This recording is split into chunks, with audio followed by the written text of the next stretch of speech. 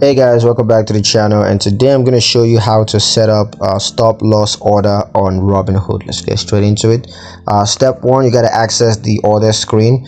You do that by opening the Robinhood app on your mobile device, sign into your account, and once you're signed in, tap trade in the bottom navigation bar, and then you want to choose the stock that you want to set up a stop loss order for, and then select the sell option.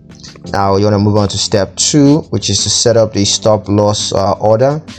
Here you want to choose the type of stop loss order that you want to set up, and then just enter the price at which you want the stop loss order to be triggered.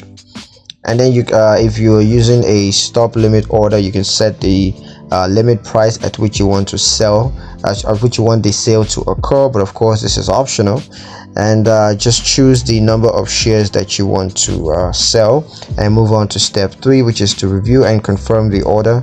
And then you want to ensure the stock price, stop price, limit price if applicable, and the number of shares are all correct, and then just tap confirm to set up the stop loss order. Yeah, that's pretty much it on how to set up stop loss order on Robinhood. Hope you guys liked the video. Hope you found it useful enough. If you did, like the video, comment down below, let me know what you thought. Share the video with your friends and subscribe to the channel if you haven't done so already, and I will see you guys in the next one. Peace.